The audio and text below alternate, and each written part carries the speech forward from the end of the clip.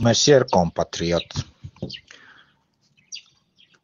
comme promis, aujourd'hui, je vais vous parler de l'explication de cette lettre du président de l'Assemblée nationale, le professeur Évariste Bochab, la lettre du 27 septembre 2010 adressée au président de la République, Joseph Kabila. C'est un document hautement politique. Quel était l'objet de cette lettre? Je cite, concerne l'implantation de Hutu à Chabunda, dans le territoire de Chabunda. Que dit la lettre? Je vais vous la lire rapidement. Excellence, Monsieur le Président, j'ai l'honneur et la joie de vous informer que je viens d'accomplir la difficile mission que vous m'aviez confiée, mission relative à l'objet en concerne. En effet, j'ai eu des contacts fructifieux et de façon séparée avec les différentes notabilités du territoire de Chabunda. Donc, moi, Mimo Pipi Mukulomania Auguste, Kiamusoke Bamuso Langa Cyprien, Mukulongo Igobo Benjamin, Kiku Kama Augustin, Ngimbi Paul et Lobaga Eugène. Toutes ces notabilités sont d'accord d'installer les Hutus en territoire de Chabunda et ont signé un pacte secret en échange du cadeau que notre partenaire, entre parenthèses Rwanda, leur a envoyé. Notre action a aussi reçu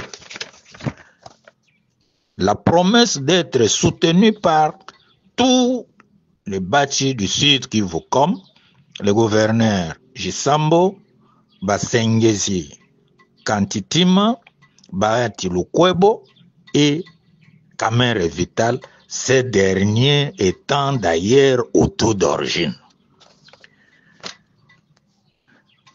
La lettre conclut, mes respects avec tous les honneurs que je vous dois, signé Évariste Bochab. Maintenant, l'explication. Les notabilités de Sud Kivu ont reçu des cadeaux venant du Rwanda, de Paul Kagame, des sommes énormes d'argent. Et ces gens ont accepté d'installer les Hutus dans le territoire de Chabunda. Ces Hutus venaient d'où? Du Rwanda ou de l'est du pays en repoussant vers l'intérieur du pays en regardant la position de Chabunda. À leur place, vous vous imaginez, on voulait mettre qui? Installer les Tutsis rwandais. D'où l'extermination de tous les Congolais, considérés comme des Hutus par les Rwandais, que ce soit les Hutus rwandais ou Congolais. C'est là dans le but de la balkanisation de notre pays. Non seulement ces notabilités ont reçu les cadeaux du Rwanda, mais ils ont été nommés par le président Joseph Kabila au poste lucratif de l'État. Je vous donne quelques exemples.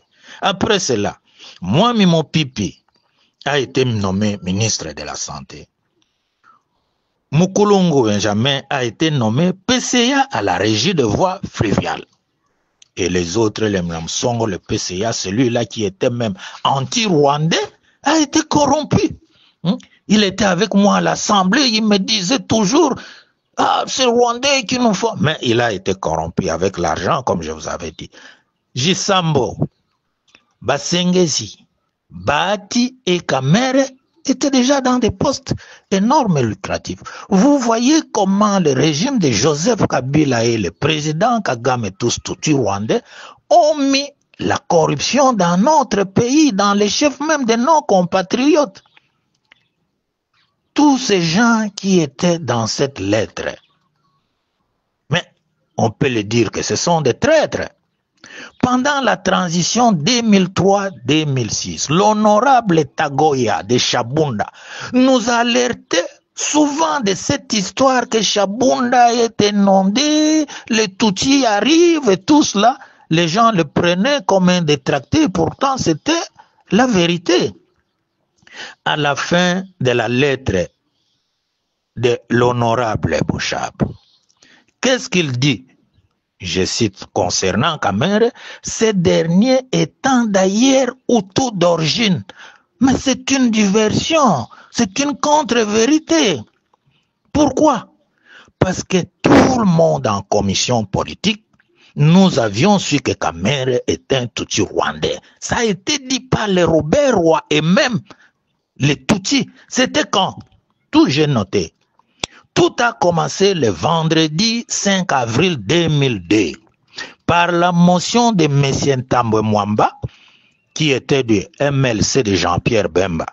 Tambwe Mwamba, dans sa motion, avait accusé M. Kamere de l'avoir traité de vouloir assassiner Joseph Kabila en collaboration avec M. Robert Roy du RCD Goma, comme la clique de Jonas Mukamba et les autres pour l'assassinat de Lumumba.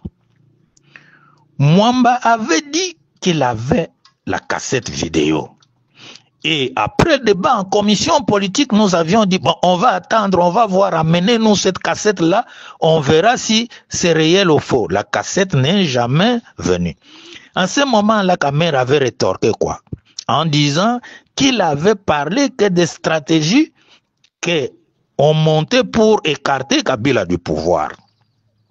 La suite de tout cela, les RDC, le Robert avait attaqué farouchement Kamere en disant ceci que Kamere, votre maman c'est une Tutsi rwandaise, c'est Tambwe Mwamba qui vous avez payé les Minerval au campus. Pourquoi aujourd'hui vous êtes en train de nous insulter?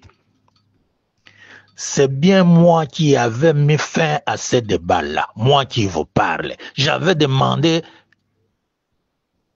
la parole au président de notre commission, son Excellence Moustapha Niasse, et j'avais dit ceci: nous sommes venus ici pour parler de problèmes politiques, mais pas vos problèmes familiales.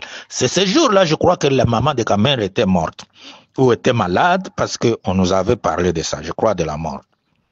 Et au sortir de cela, qu'est-ce qui s'est passé? Au sortir de cela, quelques jours après, les RDC de Goma avec le Robert ont fait sortir leur bulletin d'information où ils ont relaté tout cela en expliquant ce que je vais vous dire. Votre maman est Tutsi, que vous aviez pris la nationalité congolaise par votre première femme qui était Mouchi, que c'est Tambwe Mwamba qui vous avait payé les Minerval au campus, les frais académiques au campus, et vous voulez dire quoi? C'était sorti. J'avais acheté ces bulletins d'information. Je l'ai gardé jusqu'ici en 2010-2011, lorsque j'étais à la primature et on luttait pour vous dire la vérité, pour écarter Kamere à l'Assemblée nationale parce qu'il voulait que Mozito quitte l'Assemblée pour qu'il vienne prendre la place de Mozito. Nous avions tenu des réunions d'ailleurs à la... tout ça. Et j'avais pris cette revue-là en précipitation. Je suis parti donner au conseiller en communication de Mozito, sans même dire au Premier ministre parce que c'était rapide. Je lui avais dit, va publier cet article parce que ce monsieur-là nous embête. Pourquoi il fait toujours des choses comme ça, très boulimiques, pour venir encore, il est à l'Assemblée, il veut venir à primature. Le conseiller est parti, 2 jours après, je rentre, donne-moi mon journal. Oh non, je ne sais pas. J'ai dit, je rentre encore, donne-moi mon journal. Oh non. Et probablement, il avait hypothéqué à l'autre. Mais ce conseiller, le ministre, important actuellement dans le gouvernement, je pense que probablement, il avait dit la vérité à son chef, qui est le chef de l'État, sur tout cela. Tout cela pour vous démontrer quoi? Pour vous démontrer que l'infiltration des Tutsis, cette guerre, a 2 objectifs principaux. La balkanisation de notre pays, en prenant les Tutsis pour venir les planter dans notre pays au nord et sud.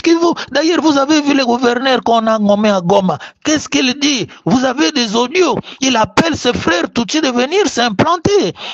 Et Kagame lui-même, il y a 2 jours, il a fait aussi cela. Vous ne devez pas être... On vous éveille. On vous éveille. Sinon, le pays va partir. Et en écartant les autres vers Chabunda, la balkanisation, 2e volet de cette guerre, c'est le pillage de nos richesses avec la complicité des Occidentaux. Et je vous avais parlé la fois passée quand notre Sukhoi est parti bombarder les rebelles de M23. Qu'est-ce que les Occidentaux ont fait? Ils ont envoyé la Pologne pour aller prendre des missiles sol-air pour abattre, essayer d'abattre notre Sukhoi et brouiller nos systèmes d'aviation au profit du Rwanda. Et quand vous attendez des sanctions des Européens, ne croyez pas à cela. Ils ont des armes pour venir bouter Kagame dehors. Donc ça, c'est un peu de la diversion. Alors, maintenant, je dis ceci. Regardez le compromis de cette lettre. Tout ce qu'on a cité dans cette lettre, qui sont dans l'Union nationale. Et vous comprenez pourquoi ils n'ont pas parlé. Je ne sais pas s'ils ont fui. La fois passée, j'ai dit qu'ils se terraient dans leur maison. Mais pour le moment, je pense qu'ils ont fui le pays. Parce que c'est inconcevable. C'est très difficile. Les Tutsis nous ont infiltrés comment? Il y a un schéma. L'AFDEL, avec Nzé Laurent Désiré Kabila. C'est à ce moment-là que j'avais compris que Joseph Kabila n'était pas le fils de Kabila. Non, ce qu'il m'avait dit m'avait gardé secret. L'AFDEL, on est passé de l'AFDEL à quoi? À RCD Goma. Infiltration toujours. De RCD Goma, on est voulu passer à quoi? Au CNDP. On a refusé. L'infiltration toujours. On est passé de CNDP à quoi? Au M23. C'est toujours la même chose. Kagame. Et tout cela dans le même objectif. Le problème, c'était quoi? Nous étions tous bernés par le changement de la nationalité de Joseph Kabila, que notre ami là, de Katanga a bien dit qu'il avait commis l'erreur. Et nous étions tous trompés. Le maman au Matuko, le vieux Mwando Timba, même le Kyongo Okomwanza a eu beaucoup d'entretiens avec moi.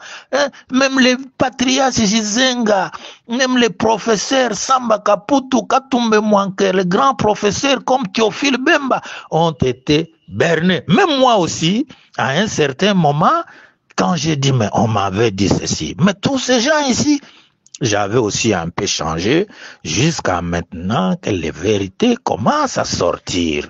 Les vérités commencent à sortir. C'est pourquoi je vous dis, mes chers compatriotes, il faut soutenir le président Tshisekedi et le président Jean-Pierre Bemba. Nous avons ici deux camps. Il y a le cas de la patrie ou la mort que nous sommes, que le président Tchichi, Jean-Pierre Bemba et tout ce que j'ai dit de rejoindre le président Tshisekedi, et le camp de la mort, de la guerre et de la mort tout court. La mort, ce sont des Tutsis qui viennent nous tuer pour prendre 15 millions de morts, mon cher, mes chers frères, 15 millions de morts. Et on commence à implanter les Tutsis là-bas. Voilà cette lettre, l'objectif c'était cela. Bon, je suis toujours votre lumière, hein? Il y a beaucoup de choses à dire dans ce pays. Je vous éveille, les jeunes, les politiques et de tout cela par des vérités avec des documents concrets. Hein? Donc, où notre pays va partir, où on suit ces gens-là que je viens de citer pour essayer un peu de lutter. Je ne veux pas m'éterniser, il y a beaucoup de choses. Nos amis les Tutsis, nous ne sommes pas contre tous les Tutsis, mais les politiques là qui nous embêtent, qui veulent prendre notre pays. Hein? À San City, j'avais dit au RCD Goma, en commission politique, j'ai dit Rouberwa, si vous êtes des vrais Congolais, pourquoi vous voulez toujours ce côté de Miniembo et de quoi? Venez chez moi là à Idiofa, il y a de l'espace, vous allez rester là-bas si vous êtes des vrais Congolais. Ah! Regardez ce qui arrive à Idiofa. Vous quittez Idiofa, plus de 40 kilomètres. Un autre frère qu'on croyait le nôtre, pourtant il est Tutsi, il a vendu tous ces hectares de terre, presque 40 kilomètres, à qui? À un Américain, Jorgen, qui est pro-Tutsi. Pour en faire quoi? Non, non, non, non, non, non. Si vous ne rejoignez pas le président Tshisekedi et Jean-Pierre Bemba et les autres qui luttent pour la patrie, notre pays va partir comme ça. Regardez Kingakati. Kingakati, c'est quoi? C'est le délit d'initié. Pour les juristes qui connaissent le délit d'initié, nous avons vu ça en France avec les frères de Mitterrand, avec Jacques Perrin. Mais le délit d'initié est puni de haute trahison. Un président qui connaît qu'à cet endroit, il y a du pétrole, il y a du gaz et tout ça, il va acheter tout cela pour son compte. Mais c'est quoi? C'est quoi? C'est le délit d'initié. Ça, on ne peut pas souhaiter cela. Ce n'est pas bon. Il y a des choses qu'il faut faire dans ce pays-ci. Sinon, je vous le dis, mes chers frères, notre patrie va partir, nos terres vont partir et nos enfants vont regretter. Regardez ce qui se passe à l'est du pays. Est-ce que vous avez le rideau de fer sur le dos ou quoi? Certains intellectuels, certains hommes politiques, c'est vrai, ceux qui ont bénéficié dans notre pays par les Kamere, les Kabila, les Katumbi, tout ça, quand nous tenons de tels langages, ils nous prennent comme des adversaires, comme des ennemis. Mais revenez, mettez les pieds sur terre. Et croyez à la vérité historique. Merci beaucoup. C'est votre AWWG, l'honorable Awong Awong. Merci.